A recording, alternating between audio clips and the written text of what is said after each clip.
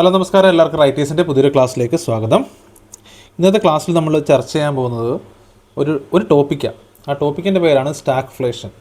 നമുക്ക് ചെറിയൊരു ടോപ്പിക്കാണ്, നമ്മുടെ ക്ലാസ്സിൻ്റെ ലെങ്ത് കുറവാണ്, പക്ഷേ ടോപ്പിക്ക് നമ്മൾ കുറച്ച് വിശദമായിട്ട് പറയാം. കാരണം എന്ന് വെച്ച് കഴിഞ്ഞാൽ കഴിഞ്ഞ ഒരു PSC പരീക്ഷയ്ക്കും അതുപോലെ തന്നെ സെൻട്രൽ ലെവൽ പരീക്ഷകളായിട്ടുള്ള SSC, RRB തുടങ്ങിയ പരീക്ഷകൾക്കൊക്കെ ചോദിച്ചിട്ടുള്ളൊരു ഭാഗമാണ് സ്റ്റാഗ്ഫ്ലേഷൻ എന്ന് പറയുന്നത്. അത് ചില പരീക്ഷകൾക്ക് നമുക്ക് വൺ വേഡ് ചോദ്യങ്ങളായിട്ട് ചോദിച്ചിട്ടുണ്ട്, ചിലയിടത്ത് സ്റ്റേറ്റ്മെൻറ്റ് ടൈപ്പ് ചോദ്യങ്ങളായിട്ട് ചോദിച്ചിട്ടുണ്ട്. ആ പ്രീവിയസ് ചോദ്യം നമുക്ക് ഈ ക്ലാസ്സിലൊന്ന് കൊണ്ടുവന്നിട്ടുണ്ട്. ഓക്കെ, അപ്പോൾ നമുക്ക് എന്താണ് സ്റ്റാഗ്ഫ്ലേഷൻ നമുക്ക് നോക്കാം. ഡെഫിനിഷനിലേക്ക് പോയിക്കോളൂ. Stagflation is an economic condition. Stagflation എന്ന് പറയുന്നത് നമ്മളുടെ സമ്പദ് വ്യവസ്ഥയ്ക്ക് ഉണ്ടാകുന്ന ഒരു പ്രോബ്ലമാണ്, ഒരു അപകടമാണ്, അല്ലെങ്കിൽ ഒരു പ്രശ്നമാണ് എന്ന് പറയുന്നത് സ്റ്റാഗ്ഫ്ലേഷൻ എന്ന് പറയുന്നത്. അതെന്താണ് ആ പ്രശ്നം എന്ന് ചോദിച്ചു കഴിഞ്ഞാൽ, വെയർ സ്റ്റാഗ്നൻ്റ് എക്കണോമിക് ഗ്രോത്ത്, അതായത് നമ്മുടെ രാജ്യത്തിൻ്റെ സമ്പദ് വ്യവസ്ഥയുടെ വളർച്ച എന്ന് പറയുന്നത് ഒരു തകർച്ചയിലേക്ക് പോവുക. അത് GDP ആണല്ലോ നമ്മുടെ രാജ്യത്തിൻ്റെ സമ്പദ് വ്യവസ്ഥ മെഷർ ചെയ്യുന്നത്. ആ GDPയിൽ ഉണ്ടാകുന്ന കുറവ്, അല്ലെന്നുണ്ടെങ്കിൽ GDPയുടെ സ്ലോ ഗ്രോത്ത്, അല്ലെന്നുണ്ടെങ്കിൽ നെഗറ്റീവ് GDP ആവുക, അതായത് അതിലുള്ള GDPകൾ ഒരുപാട് താഴേക്ക് പോവുക, അതൊക്കെ സ്റ്റാഗ്ഫ്ലേഷൻ്റെ ഒരു പോയിൻ്റാണ്. അതായത് ഒന്നാമത്തെ പോയിൻ്റ് എന്ന് പറയുന്നത് എന്താണ്? Stagnant economic growth. രണ്ടാമത്തെ കണ്ടീഷൻ എന്ന് പറയുന്നത് ഹൈ അൺഎംപ്ലോയ്മെൻറ്റ്, അതായത് തൊഴിലില്ലായ്മ നിരക്ക്, തൊഴിലില്ലാത്ത ഒരവസ്ഥയുടെ നിരക്ക് കൂടിക്കൊണ്ടിരിക്കുക, അതാണ് രണ്ടാമത്തെ അവസ്ഥ. മൂന്നാമത്തെ കണ്ടീഷൻ എന്ന് പറയുന്നത് ഹൈ ഇൻഫ്ലേഷൻ. ഇങ്ങനെ ഈ മൂന്ന് കാര്യങ്ങളും കൂടെ ഒരുമിച്ച് സംഭവിക്കുമ്പോഴാണ് നമ്മൾ എന്ത് പറയുന്നത്? നമ്മളുടെ എക്കണോമി എന്ത് കണ്ടീഷനിലാണെന്ന് പറയുന്നത്? സ്റ്റാഗ്ഫ്ലേഷനിലാണ് എന്ന് പറയുന്നത്. സോ ഞാൻ ഒന്നുറന്ന് പറയാം. ഒന്നാമത്തെ കണ്ടീഷൻ എന്ന് പറയുന്നത് എന്താണ്? എക്കണോമിക് ഗ്രോത്തിന് ഉണ്ടാകുന്ന ഒരു സ്റ്റാഗ്നേഷൻ, അതായത് നമ്മളുടെ സമ്പദ് വ്യവസ്ഥ തകർന്നു പോവുക, ഒന്നാമത്തെ കണ്ടീഷൻ. രണ്ടാമത്തെ കണ്ടീഷൻ എന്ന് പറയുന്നത് ഈ സമ്പദ് വ്യവസ്ഥയുടെ തകർച്ചയോടൊപ്പം തൊഴിലില്ലായ്മ നിരക്ക് കൂടിക്കൂടി വരിക. മൂന്നാമത്തെ കണ്ടീഷൻ എന്ന് പറയുന്നത് ഇൻഫ്ലേഷൻ കൂടി ഉണ്ടാവുക. എന്താണ് ഇൻഫ്ലേഷൻ എന്ന് വെച്ച് കഴിഞ്ഞാൽ, നമ്മളുടെ രാജ്യത്തുള്ള സാധനങ്ങളുടെ സേവനങ്ങളുടെ ഒരു ബാസ്ക്കറ്റ് ഓഫ് ഗുഡ്സിൻ്റെ സാധനങ്ങളുടെ സേവനങ്ങളുടെയൊക്കെ വില അടിക്കടി ഇങ്ങനെ ഉയർന്നു വരുന്നതിനാണ് നമ്മൾ എന്തെന്ന് പറയുന്നത്? ഇൻഫ്ലേഷൻ എന്ന് പറയുന്നത്. അപ്പോൾ ഈ മൂന്നെണ്ണം കൂടെ, മൂന്ന് സാഹചര്യങ്ങൾ ഒരുമിച്ച് വരുമ്പോഴാണ് എന്തുണ്ടാകുന്നത്? സ്റ്റാഗ്ഫ്ലേഷൻ ഉണ്ടാകുന്നതെന്ന് പറയാം. ഇനി നമുക്ക് സ്റ്റാഗ്ഫ്ലേഷൻ എന്ന് പറയുന്ന ടേമിനെ നമുക്കൊന്ന് സെഗ്മെൻറ്റ് ചെയ്ത് നോക്കാം. ആ ടൈമിനെ സെഗ്മെൻറ്റ് ചെയ്യുമ്പോൾ നമുക്ക് സ്റ്റാഗ്നേഷൻ പ്ലസ് ഇൻഫ്ലേഷൻ ആണ് എന്തായിട്ട് മാറുന്നത്? സ്റ്റാഗ്ഫ്ലേഷൻ ആയിട്ട് മാറുന്നത്. അതായത് സ്റ്റാഗ്നേഷൻ, അതായത് എക്കണോമിക് ഗ്രോത്ത് ഇല്ല, അല്ലെങ്കിൽ നമ്മുടെ സമ്പദ് വ്യവസ്ഥ തകരുന്നു, പ്ലസ് അതിനോടൊപ്പം സാധനങ്ങളുടെ വിലയും കൂടുന്നു. ക്ലിയർ? ഇതാണ് സ്റ്റാഗ്ഫ്ലേഷൻ എന്ന് പറയുന്ന കോൺസെപ്റ്റ്. നമുക്ക് ഒരു ഡയഗ്രാമാറ്റിക് റെപ്രസെൻറ്റേഷൻ നോക്കാം. ഒരു സ്റ്റാഗ്ഫ്ലേഷൻ സംഭവിക്കുന്ന സമയത്ത്, ഒരു രാജ്യത്ത് സ്റ്റാഗ്ഫ്ലേഷൻ സംഭവിക്കുന്ന സമയത്ത് GDPയുടെ വളർച്ച എങ്ങോട്ടായിരിക്കും? താഴേക്കായിരിക്കും. അതുപോലെ അൺഎംപ്ലോയ്മെൻറ്റ്, തൊഴിലില്ലായ്മ എന്ത് ചെയ്യുന്നു? കൂടിക്കൊണ്ടേയിരിക്കും. പിന്നെ സാധനങ്ങളുടെ സേവനങ്ങളുടെ ഡിമാൻഡ് താഴേക്ക് പോവും. അതുപോലെ തന്നെ ഇൻഫ്ലേഷൻ, അതായത് സാധനങ്ങളുടെ സേവനങ്ങളുടെ വില എന്ത് ചെയ്യുന്നു? കൂടിക്കൊണ്ടേയിരിക്കുന്നു. This is stagflation. നമുക്ക് അതിൻ്റെ ഫീച്ചേഴ്സൊക്കെ നോക്കാം. ഒന്നാമത്തെ ഫീച്ചർ എന്ന് പറയുന്നത് slow or negative GDP growth. അത് GDPയിൽ ഉണ്ടാകുന്ന വളർച്ച സ്ലോയിലായിരിക്കും. അപ്പം നോർമലി നമ്മൾ ഓരോ സാമ്പത്തിക വർഷത്തെ GDP പരിശോധിക്കുമ്പോൾ നമുക്കറിയാമല്ലോ. ഇപ്പോൾ ഈ 2025-26 GDPയും 2025-26 GDP, അല്ലെങ്കിൽ 2026 GDP, ഈ GDP എടുത്ത് നോക്കുമ്പോൾ നമുക്കറിയാൻ പറ്റും, ആ ഗ്രോത്തിൻ്റെ ഒരു ലെവൽ നമുക്ക് മനസ്സിലാക്കാം, എത്ര % ഗ്രോത്ത് ഉണ്ടായെന്ന് പറയാൻ പറ്റും. പക്ഷേ ഇവിടെ സ്റ്റാഗ്ഫ്ലേഷൻ കണ്ടീഷനിൽ എന്ത് ചെയ്യുന്നു? ഈ ഗ്രോത്തിൻ്റെ നിരക്കെന്ന് പറയുന്നത് കുറഞ്ഞുകൊണ്ടേയിരിക്കും, അല്ലെന്നുണ്ടെങ്കിൽ നെഗറ്റീവ് GDP ഗ്രോത്ത് ആയിരിക്കും. ഇതാണ് സ്റ്റാഗ്ഫ്ലേഷൻ ഒന്നാമത്തെ ഫീച്ചർ എന്ന് പറയുന്നത്. പിന്നെ രണ്ടാമത്തെ ഹൈ ഇൻഫ്ലേഷൻ, അതായത് സാധനങ്ങളുടെ സേവനങ്ങളുടെ വില എന്ത് ചെയ്യുന്നു? അടിക്കടി ഇങ്ങനെ ഉയർന്നുകൊണ്ടേയിരിക്കും. നമുക്ക് ഒരിക്കലും കൺട്രോൾ ചെയ്യാൻ പറ്റാത്ത തരത്തിൽ സാധനങ്ങളുടെയും സേവനങ്ങളുടെയും വില കൂടിക്കൊണ്ടിരിക്കുന്നു.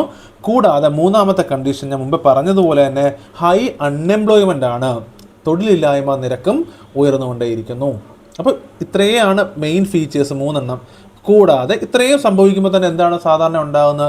Decreased consumer purchasing power. അത് ഒരു കൺസ്യൂമറിൻ്റെ പർച്ചേസിംഗ് പവർ എന്ത് ചെയ്യുന്നു? കുറയുന്നു. കാരണം അൺഎംപ്ലോയ്മെൻ്റ് ആണ്, അതുപോലെ തന്നെ സാധനങ്ങളുടെ സേവനങ്ങളുടെ വില കൂടിക്കൊണ്ടിരിക്കുന്നു. ഈ ഇത്രയും സാഹചര്യങ്ങൾ വരുമ്പം എന്താണ്? പർച്ചേസിംഗ് പവർ കുറയുന്നു. ഈ സാഹചര്യത്തിൽ ഗവൺമെൻറ് പോളിസി മേക്കിംഗ് എന്ന് പറയുന്നത് വളരെ ഡിഫിക്കൽട്ടായിട്ടുള്ളൊരു സിറ്റുവേഷനിലേക്ക് എത്തിച്ചേരുന്നു. ഇതാണ് സ്റ്റാഗ്ഫ്ലേഷൻ്റെ ഫീച്ചേഴ്സ് എന്ന് പറയുന്നത്. ആക്ച്വലി ഇന്ത്യ ഇതുവരെ സ്റ്റാഗ്ഫ്ലേഷനെ ഫേസ് ചെയ്യേണ്ടി വന്നിട്ടില്ല. ബട്ട് നമ്മൾ ഈ കോവിഡ് സമയത്തൊക്കെ അങ്ങ് ഒരു സാഹചര്യത്തിലേക്ക് വന്നിട്ടുണ്ടായിരുന്നു. ബട്ട് നമ്മളതിനെയൊക്കെ ഓവർകം ചെയ്തിട്ടുണ്ടായിരുന്നു. ഓക്കെ, ഇനി നമുക്ക് ഇതിൻ്റെ ഒരു എക്സാമ്പിൾ നോക്കാം. ഇതൊരു മുൻകാലങ്ങളിൽ സ്റ്റാഗ്ഫ്ലേഷൻ സംഭവിച്ചിട്ടുണ്ടോ എന്ന് നമുക്കൊന്ന് പരിശോധിക്കാം. 1970-ൻ്റെയൊക്കെ ഒരു മധ്യത്തിൽ അല്ലെങ്കിൽ അതിൻ്റെ തുടക്ക സമയത്തൊക്കെ നമ്മുടെ ലോകത്തിലൊരു ഓർഗനൈസേഷൻ ഉണ്ട്, ദാറ്റ് ഈസ് ഒപ്പെക് എന്ന് പറയും. OPEC, that means the organisation of petroleum exporting countries. അതായത് ലോകത്ത് പെട്രോളിയം ഉൽപ്പന്നങ്ങൾ കയറ്റുമതി ചെയ്യുന്ന രാജ്യങ്ങളുടെ ഒരു സംഘടനയാണ് ഒപ്പെക് എന്ന് പറയുന്നത്. ഈ ഒപ്പെക് സംഘടനകൾ എന്ത് ചെയ്യുന്നു? പെട്രോളിൻ്റെ വില അല്ലെങ്കിൽ പെട്രോളിയം പ്രോഡക്റ്റിൻ്റെ വില ഉയർത്തി. അതായത് അതുപോലെ തന്നെ എന്ത് ചെയ്തു? ഇവർ ഉയർത്തത് കൂടാതെ എന്ത് ചെയ്യുന്നു? പെട്രോളിൻ്റെ എക്സ്പോർട്ട് കട്ട് ചെയ്തപ്പോഴത്തേക്ക് സ്വാഭാവികമായിട്ട് എന്ത് ചെയ്യുന്നു? പെട്രോളിൻ്റെ വില ക്രമാതീതമായിട്ട് ഉയരാൻ തുടങ്ങി.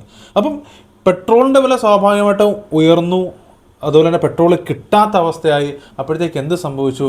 വെസ്റ്റേൺ എക്കണോമീസിൽ, അതായത് നമ്മുടെ പാശ്ചാത്യ രാജ്യങ്ങളിലെ എക്കണോമീസിനെ തകരാൻ തുടങ്ങി. കാരണം പെട്രോൾ എന്ന് പറയുന്ന പ്രൊഡക്റ്റ് ഇല്ലാതെ വരുമ്പോഴത്തേക്ക് സ്വാഭാവികമായിട്ടും പല കമ്പനികളുടെ പ്രവർത്തനം നിലയ്ക്കാണ് ചെയ്യുന്നത്. പല കമ്പനികളും ഷട്ട് ഡൗൺ ചെയ്യേണ്ടതായിട്ട് വന്നു.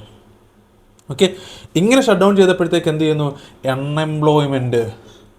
കാര്യം കമ്പനികൾ എന്ത് ചെയ്യുന്നു? ഇല്ലാതായി. എല്ലാ കമ്പനികളും പൂട്ടി. അപ്പോൾ സ്വാഭാവികമായിട്ട് എന്ത് സംഭവിക്കുന്നു? തൊഴിലില്ലായ്മ വർദ്ധിച്ചു. പെട്രോളിൻ്റെ വില അല്ലെങ്കിൽ പെട്രോൾ കിട്ടാതാവുന്നു, അല്ലെങ്കിൽ സ്വാഭാവികമായിട്ട് പെട്രോളിൻ്റെ വില കൂടുന്നു. അതിനെന്തിന് കാരണമാവുന്നു? ഇൻഫ്ലേഷന് കാരണമായി. ഇങ്ങനെ പല രാജ്യങ്ങളുടെയും എക്കണോമിക് കണ്ടീഷൻ പൂർണ്ണമായിട്ട് തകർന്നു. ഇത് 1970-കളിൽ സംഭവിച്ചാണ് ഒരു സ്റ്റാഗ്ഫ്ലേഷൻ എന്ന് പറയുന്നത്. പിന്നെ അതിനുശേഷം ഒരു സ്റ്റാഗ്ഫ്ലേഷൻ്റെ ഒരു കണ്ടീഷൻ ഇന്ത്യയിൽ വന്നിട്ടില്ല. Okay, for instance, in 1974, the oil prices went up by almost 70% and it leads to a consequent rise in inflation. 74 ആയപ്പോഴത്തേക്ക് 1974 എന്ത് സംഭവിച്ചു? ഈ പെട്രോളിയത്തിൻ്റെ വില 70% വർദ്ധിച്ചു. അപ്പോൾ നമുക്ക് തന്നെ അറിയാം അല്ലേ, പെട്രോളിൻ്റെ വില കൂടുന്നതനുസരിച്ച് നമ്മളുടെ എക്കണോമിയെ സാരമായി ബാധിക്കാറുണ്ട് അല്ലേ. പെട്രോളിൻ്റെ വില കൂടുമ്പോൾ സ്വാഭാവികമായിട്ടും ട്രാൻസ്പോർട്ടേഷൻ ചാർജ് കൂടും. സാധനങ്ങളും സേവനങ്ങളും പല സ്ഥലത്തേക്ക് എത്തിക്കുന്നതിൻ്റെ ട്രാൻസ്പോർട്ടേഷൻ കോസ്റ്റ് കൂടും. ട്രാൻസ്പോർട്ടേഷൻ കോസ്റ്റ് കൂടുമ്പോൾ എന്ത് ചെയ്യുന്നു? അതിനെ ബാലൻസ് ചെയ്യാൻ വേണ്ടി സാധനങ്ങളുടെ വിലയും ഉയർന്നുകൊണ്ടിരിക്കും.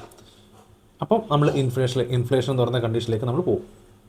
സോ ഇതാണ് ഒരു സ്റ്റാഗ്ഫ്ലേഷൻ്റെ ഒരു എക്സാമ്പിൾ എന്ന് പറയുന്നത്.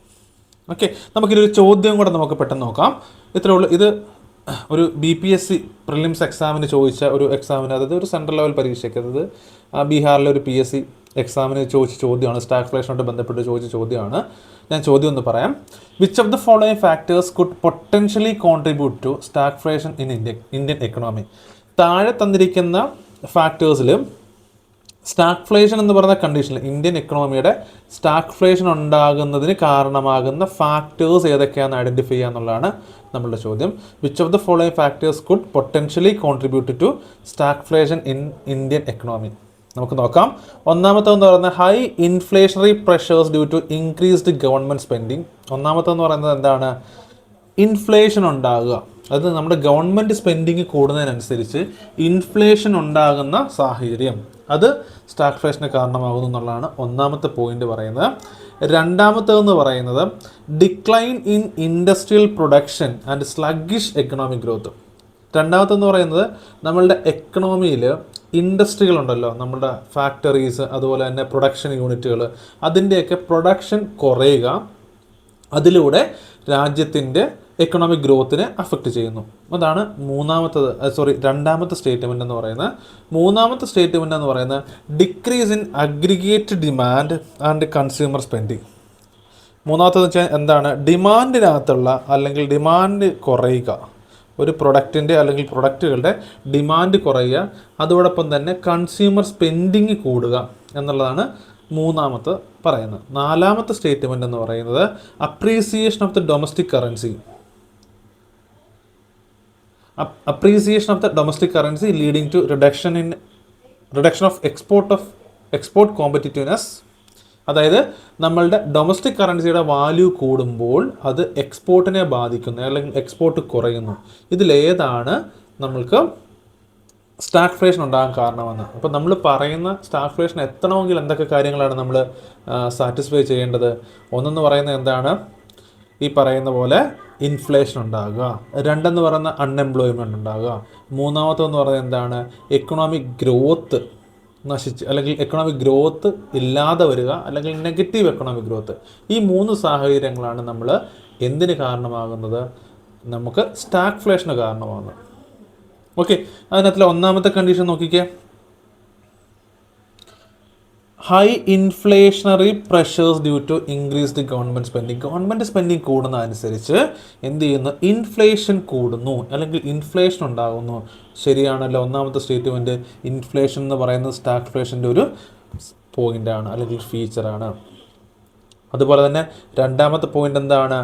Decline in industrial production. നമ്മൾ കുറച്ച് മുമ്പ് ഒരു എക്സാമ്പിൾ പറഞ്ഞാണ് അല്ലേ? പെട്രോളിയത്തിൻ്റെ എക്സ്പോർട്ട് കട്ടായപ്പോഴത്തേക്ക് പ്രൊഡക്ഷൻ നിലച്ചു. പ്രൊഡക്ഷൻ നിലയ്ക്കുമ്പം എന്ത് ചെയ്യുന്നു? എക്കണോമിക് ഗ്രോത്തും കുറയുന്നു. അപ്പോൾ പ്രൊഡക്ഷൻ കുറയുന്നത് അല്ലെങ്കിൽ എക്കണോമിക് ഗ്രോത്ത് അതിനെ കുറയുന്നത് എന്തിൻ്റെ കാരണമാണ്? സ്റ്റാഗ്ഫ്ലേഷൻ്റെ കാരണമാണ്. അപ്പോൾ രണ്ടാമത്തെ സ്റ്റേറ്റ്മെൻറ്റ് ശരിയാണ്. മൂന്നാമത്തെ സ്റ്റേറ്റ്മെൻറ്റ് നോക്കാം. Decrease in aggregate demand and consumer spending. അല്ലേ, സാധനങ്ങളുടെയും സേവനങ്ങളുടെയും വില കൂടുമ്പോൾ എന്താ സംഭവിക്കുക? എന്ത് സംഭവിക്കുന്നു? ഡിക്രീസ് ഇൻ അഗ്രിഗേറ്റ് ഡിമാൻഡ് എന്ത് ചെയ്യുന്നു? കുറയുന്നു. നമ്മൾ കുറച്ച് മുമ്പേ പറഞ്ഞിട്ടുണ്ടായിരുന്നു അല്ലേ? ഡിമാൻഡ് കുറയുന്നു. ഡിമാൻഡ് കുറയുന്നത് എന്തിന് കാരണമാണ്? സ്റ്റാഗ്ഫ്ലേഷൻ്റെ റീസണാണ് അല്ലെങ്കിൽ സ്റ്റാഗ്ഫ്ലേഷൻ്റെ ഒരു ഫീച്ചറാണ്. Decrease in aggregate demand.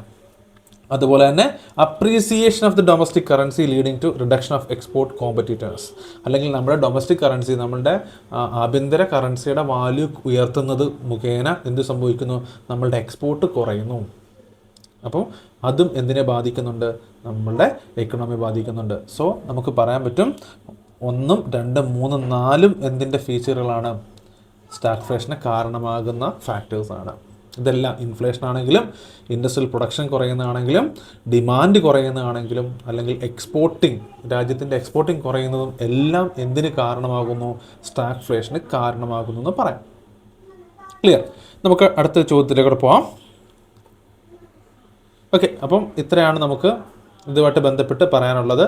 അപ്പം ഈ പ്രതീക്ഷിക്കാം സ്റ്റാഗ്ഫ്ലേഷനുമായിട്ട് ബന്ധപ്പെട്ട ചോദ്യങ്ങൾ ഇനി വരാൻ പോകുന്ന പരീക്ഷകൾക്ക് നമുക്ക് പ്രതീക്ഷിക്കാം. കാരണം നമ്മളുടെ PSCയുടെ പരീക്ഷ ഒരു ക്വസ്റ്റ്യൻസ് നമ്മളെടുത്ത് പരിശോധിക്കുമ്പോൾ നമുക്ക് മനസ്സിലാക്കാൻ പറ്റും ഒട്ടുമിക്ക ചോദ്യങ്ങളും പല സെൻട്രൽ ലെവൽ പരീക്ഷകളിൽ നിന്ന് എടുക്കാറുണ്ട്. അതിൻ്റെ ഒരു ശൈലി മാറ്റിയിട്ടാണെങ്കിലും ശരി കോൺസെപ്റ്റുകൾ ഉപയോഗിക്കാൻ ശ്രമിക്കാറുണ്ട്. സോ നമ്മൾ അത്തരത്തിലുള്ള പോയിൻറ്റ്സുകൾ നമ്മൾ വർക്കൗട്ട് ചെയ്ത് പഠിച്ചു കഴിഞ്ഞാൽ നിങ്ങൾക്ക് കുറച്ചും കൂടെ ഒരു നല്ലൊരു റാങ്കിലേക്ക് എത്താൻ പറ്റും. ഓക്കെ, അപ്പം സ്റ്റാഗ്ഫ്ലേഷൻ എന്താണ് അല്ലെങ്കിൽ അതിൻ്റെ കോൺസെപ്റ്റ് നിങ്ങൾക്ക് മനസ്സിലായെന്ന് വിശ്വസിക്കുന്നു. വീഡിയോയുടെ ലെങ്ത് വളരെ കുറച്ചാണ് നമ്മൾ ചെയ്തിട്ടുള്ളത്. അപ്പോൾ നിങ്ങൾക്ക് വീഡിയോ ബെനിഫിറ്റ് ആയെങ്കിൽ മറ്റുള്ള സുഹൃത്തുക്കളിലേക്ക് ഷെയർ ചെയ്യാൻ ശ്രമിക്കാം. നമ്മളത് സപ്പോർട്ട് ചെയ്യാം. അപ്പം എല്ലാവരും ഒന്നുകൂടെ പഠിക്കാം. എല്ലാവർക്കും നല്ലൊരു ദിവസം ആശംസിക്കുന്നു. Thank you so much.